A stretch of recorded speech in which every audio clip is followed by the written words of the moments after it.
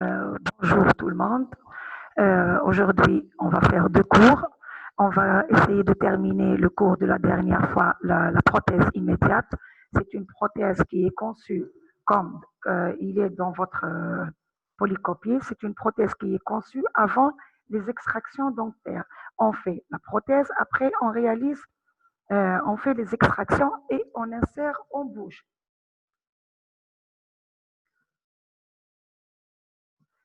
Une fois qu'on a fait comme dans votre diapo ou bien dans votre cours qui vous a été posté, on fait d'abord un patient qui se présente, soit c'est une classe 1, soit c'est une édentation partielle.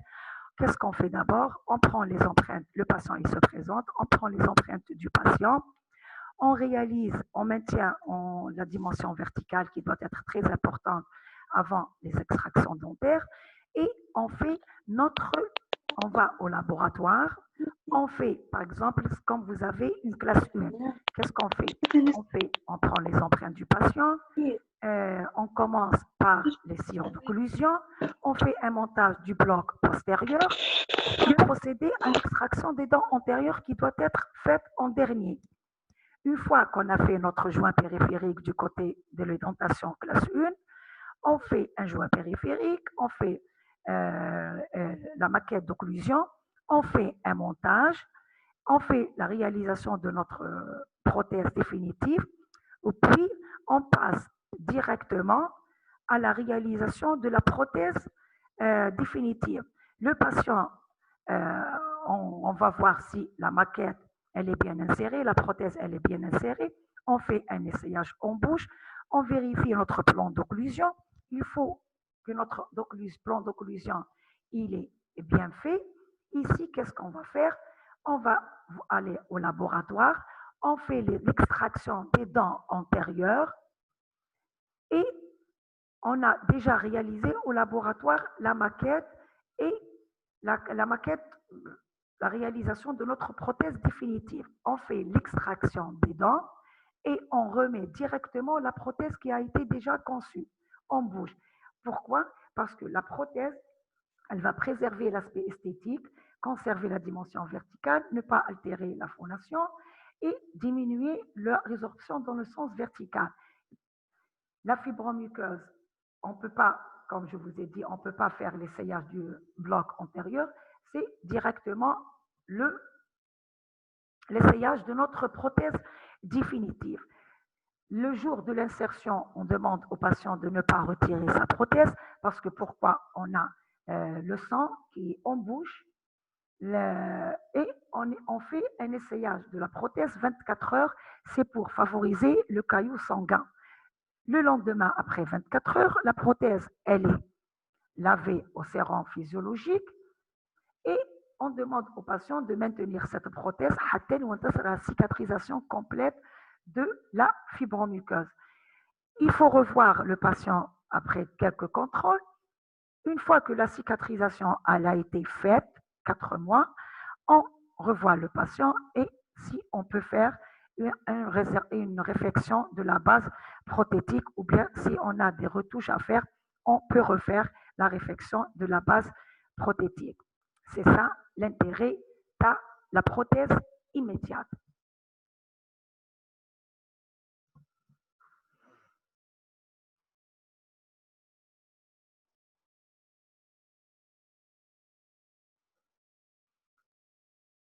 Pour le deuxième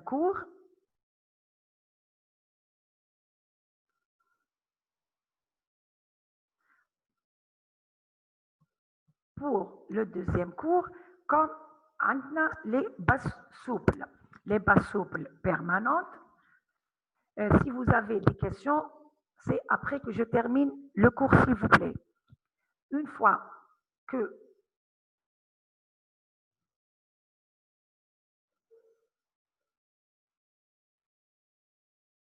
pour les bases souples, ce sont les bases souples prothétiques permanentes se présentent sous forme de matériaux de réflexion prothétique partielle, permettant de contourner les désagréments du matériau rigide. Qu'est-ce que ça veut dire? Ça veut dire on a fait une prothèse définitive, on a réalisé une prothèse, mais pour des raisons d'âge, un patient qui est trop âgé, une résorption alvéolaire qui est très importante, on ne peut pas refaire la prothèse carrément.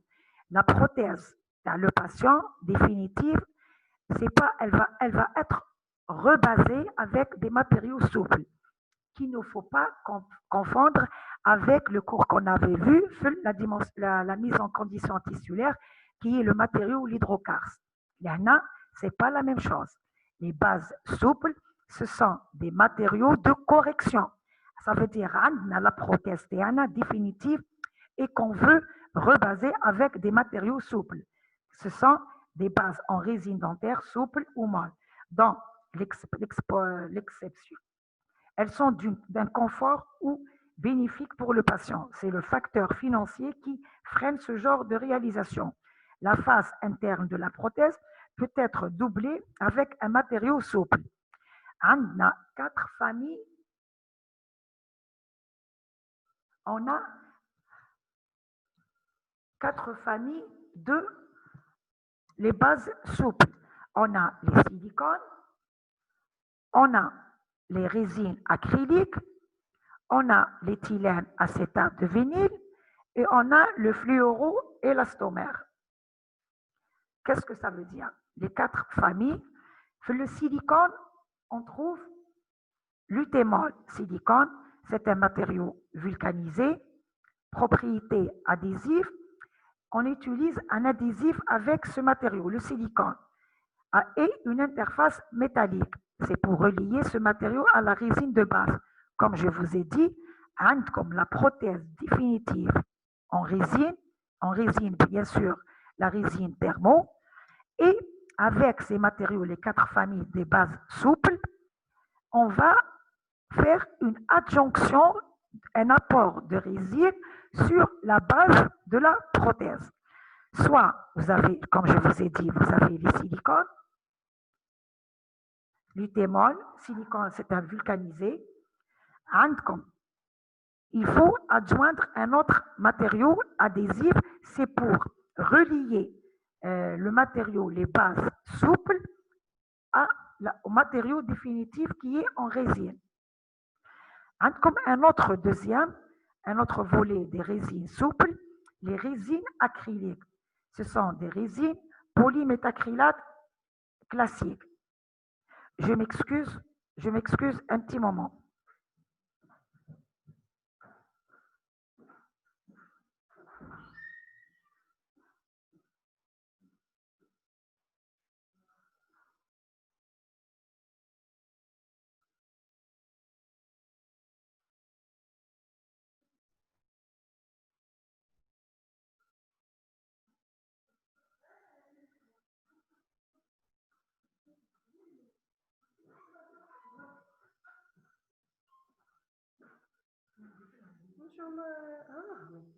écoute le Coran.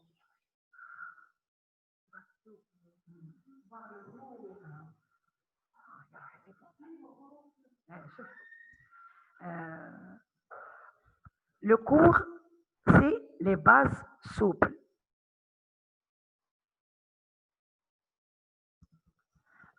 Je vous ai dit, je refais, les bases souples, ce sont des matériaux qui se présentent sous forme de matériaux de réflexion prothétique partielle. Les bases en résine dentaire, souple ou molle, sont à l'exception d'un confort pour le patient qui est bénéfique.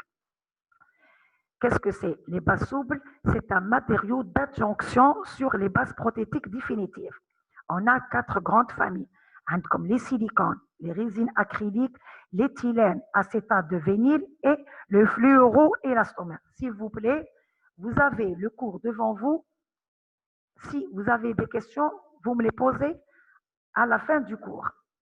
Pour les silicones, l'utémol, silicone, c'est un matériau vulcanisé avec des propriétés anti-adhésives. C'est un matériau qui nécessite un adhésif et une interface métallique. C'est pour relier le matériau à la résine de base. Le matériau, la résine de base, c'est le Permaflex. Le deuxième volet des résines acryliques, vous avez le polyméthacrylate. vous avez les polymétacrylates. Ce sont des résines polymétacrylates classiques, rendues souples par adjonction d'un plastifiant. Qu'est-ce que ça veut dire? Le matériau, on va faire adjonction d'un plastifiant, c'est pour relier ce matériau à la résine de base et qui va s'évaporer et entraîne un durcissement du matériau souple à court terme. Vous avez par exemple le Perform Soft, c'est un matériau photopolymérisable, ou comme le Vertex, c'est un matériau thermopolymérisable. C'est le deuxième volet des résines acryliques.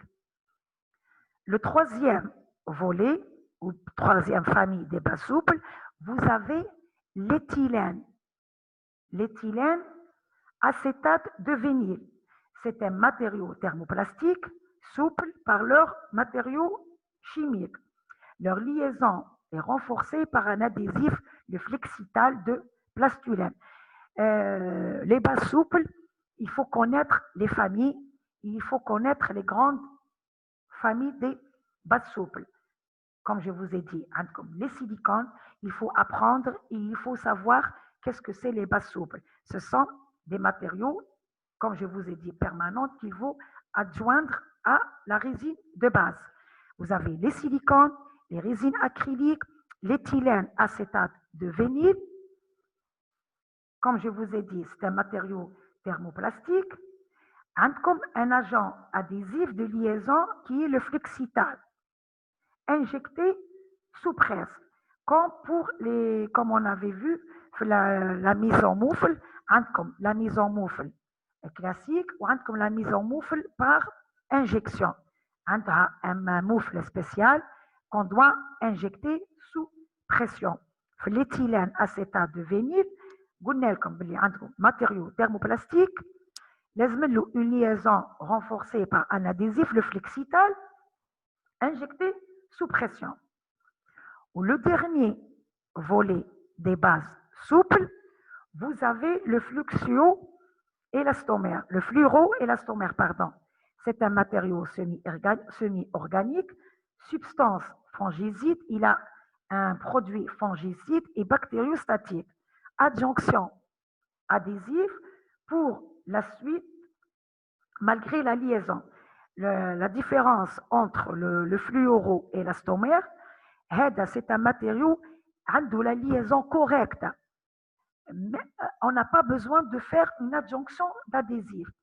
Mais pour plus de sûreté, on rapporte une petite correction avec l'adjonction d'un adhésif. L'avantage, une interface métallique. Au niveau, des fois, on est obligé, l'interface métallique, des fois, on est obligé, surtout pour la totale, de faire une base métallique, comme pour la PPMA.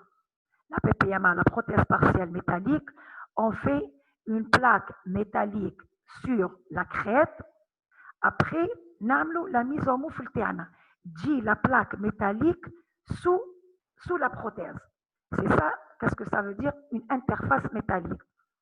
On trouve ça, une plaque métallique, généralement, la prothèse partielle métallique, vous avez vu ça en deuxième année. En troisième année, vous voyez la totale, mais pour la totale, des fois, on est obligé d'avoir une adjonction de surface métallique. Surtout, on trouve ça fait les anciennes prothèses, une plaque métallique, le palais, et une plaque en fer à cheval, la mandibule. C'est une plaque métallique. Sur la plaque métallique, la réflexion, la base prothétique de la prothèse. Ça veut dire la base prothétique, elle est renforcée par une interface métallique. Comme je vous ai dit, le fluoroélastomère, c'est un matériau semi-organique. L'avantage de ce matériau, qu'il est radio-opaque. On avait vu les 4 grandes lignes des bases souples, les silicones, les résines acryliques, l'éthylène acétate de vinyle et les fluoroélastomères. Dans tous ces matériaux présentent un module d'élasticité Qu'est-ce que ça veut dire un module d'élasticité? Ça veut dire que ce matériau, il a un amortisseur. L'amortisseur, c'est comme un coussin. Ça veut dire tout l'amortisseur, il va permettre à la résine de fournir et elle va absorber tous les chocs qui sont fournis par les forces masticatoires.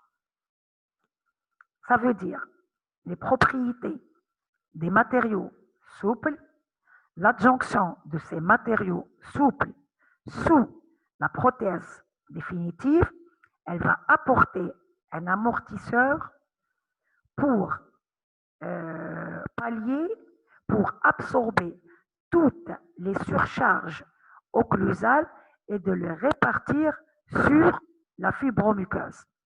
C'est pour ne pas avoir une accélération de la résorption alvéolaire.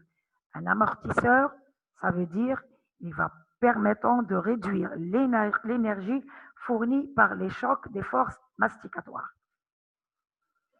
C'est ça l'avantage des bases souples.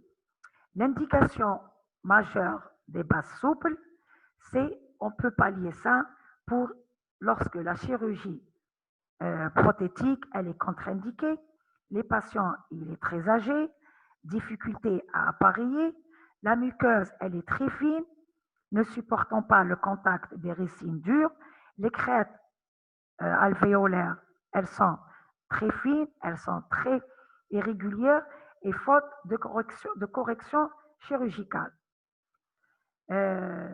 L'inconvénient majeur de ces résines, c'est la longévité. Ça veut dire la liaison dure de la prothèse, il faut espérer une durée de vie de quelques mois, voire un an, parce qu'elle a une composition suivant la composition de la salive.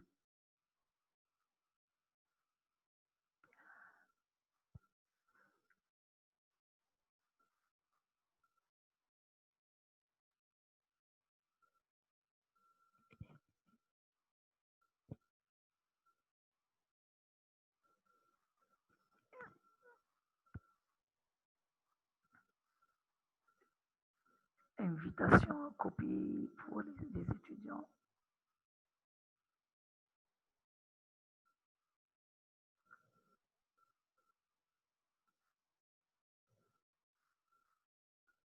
J'ai invité tout le monde.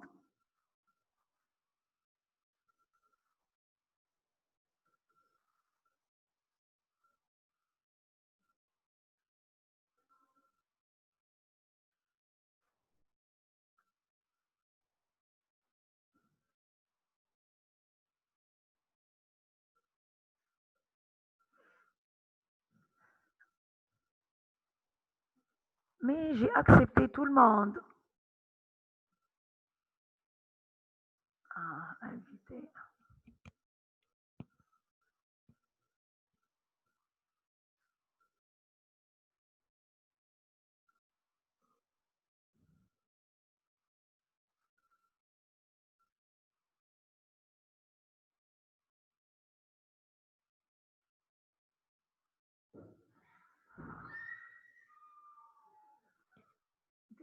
J'ai invité, j'ai invité. En invitation.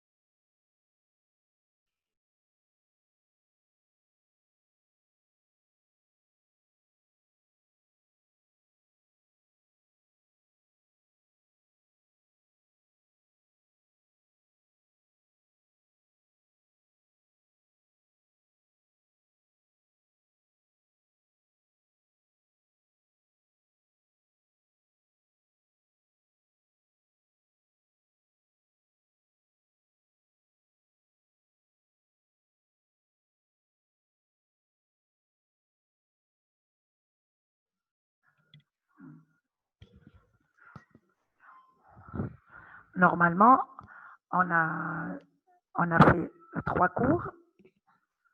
Il vous reste la prochaine fois un autre cours de l'édentement unimaxillaire. Si vous voulez faire un récapitulatif de la prothèse immédiate, j'ai vu que la dernière fois, pour le rebasage, il y avait des étudiants qui m'ont écrit « Madame, c'est quoi le rebasage ?» Pourtant, le rebasage, comme je vous ai dit, c'est la réflexion de la base prothétique.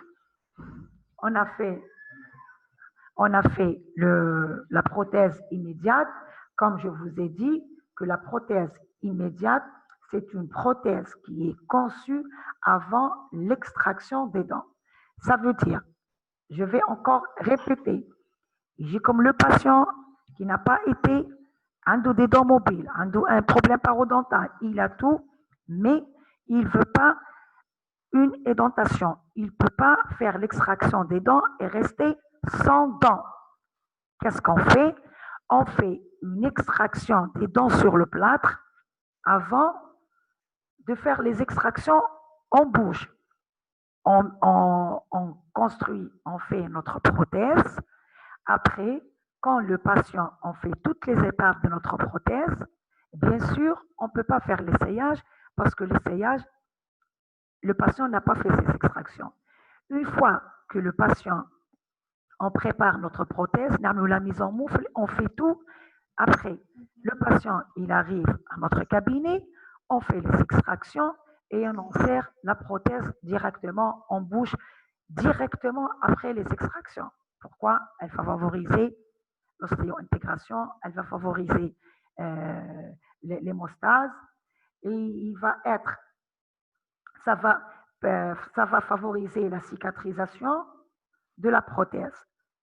Après, une fois que le patient, la cicatrisation a été faite, ici, soit après quelques mois, soit prothèse, ce n'est pas une prothèse immunitaire, c'est une prothèse immédiate. Oui, elle peut être définitive, c'est une prothèse définitive. Donc, si le patient il veut refaire sa prothèse, après la cicatrisation, après tout, une fois que la cicatrisation elle a été faite,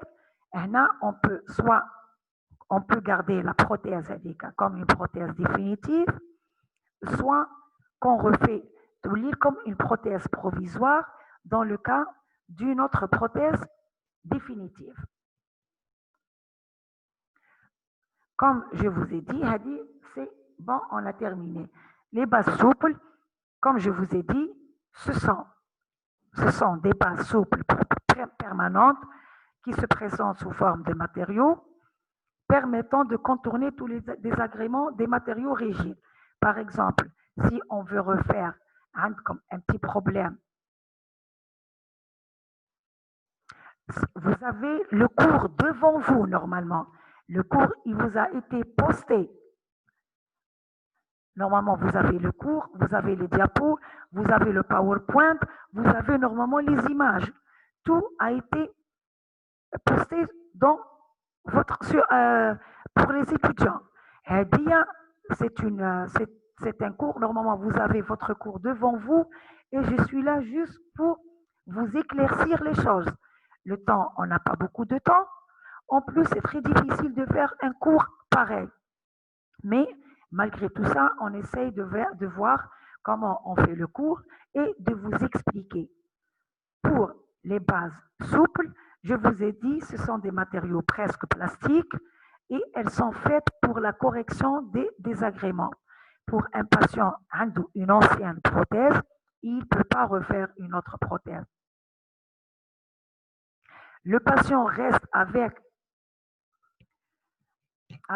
il peut rester avec la prothèse, il peut garder la prothèse définitivement, la prothèse immédiate.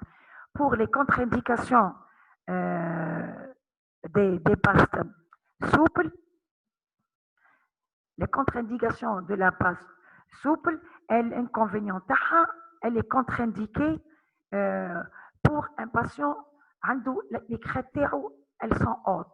On ne peut pas faire les bas souples. On préfère refaire une prothèse carrément. Un patient qui se présente avec des crêtes hautes, c'est contre-indiqué de lui faire une base souple.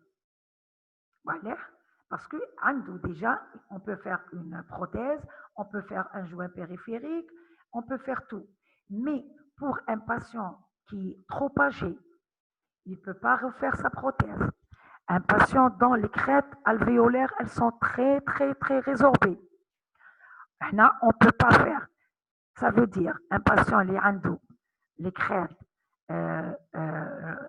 crêtes alvéolaires très hautes, là, les bas souples, elle est contre-indiquée. Un patient qui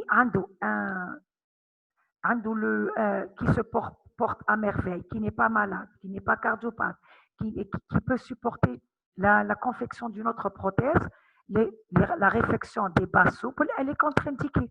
Pourquoi je fais une base souple pour un patient dans lequel je peux faire une prothèse complète, totale, avec toutes les étapes, le joint périphérique, la maquette d'occlusion, je peux refaire la réflexion de la base prothétique, je peux tout refaire.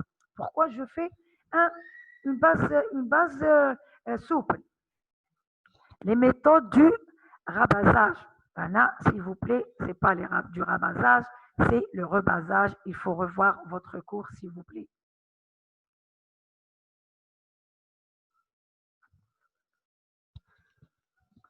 Là, il faut voir bien quels sont les critères.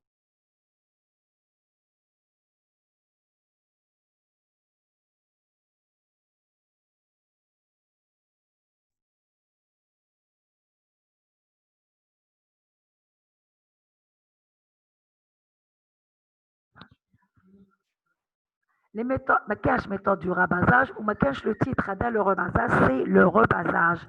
Pour les pas souples, on fait les bases souples avant de non.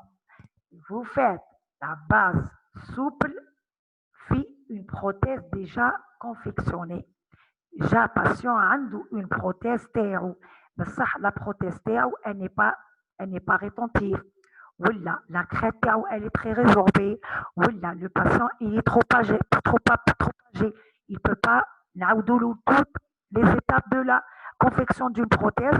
Là, on va rebaser la prothèse avec un matériau souple.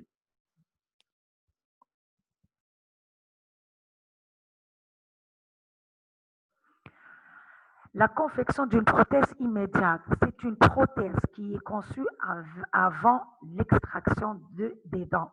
Ça veut dire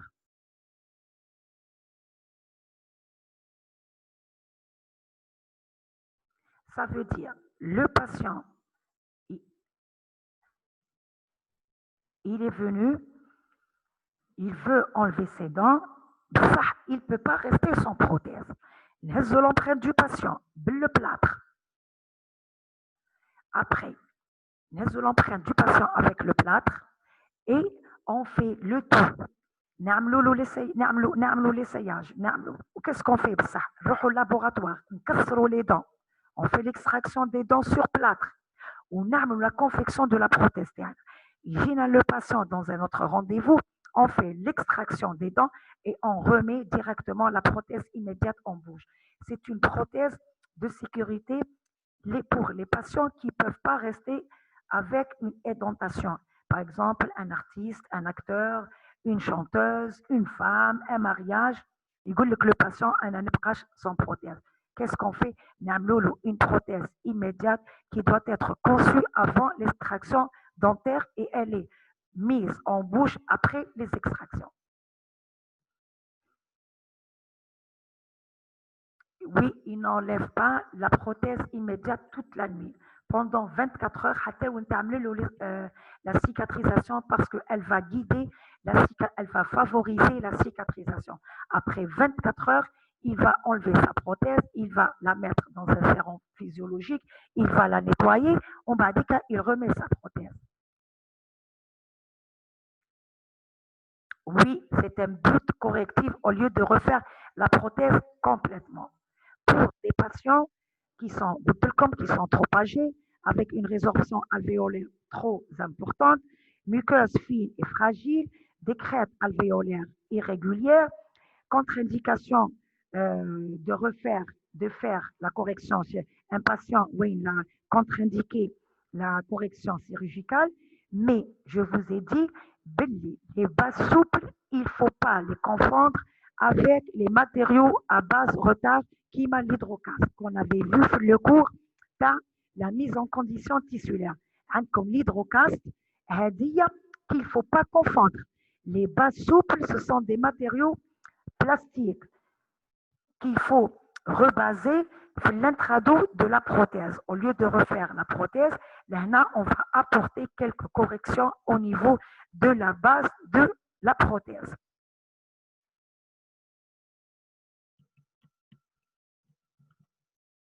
Je vous remercie.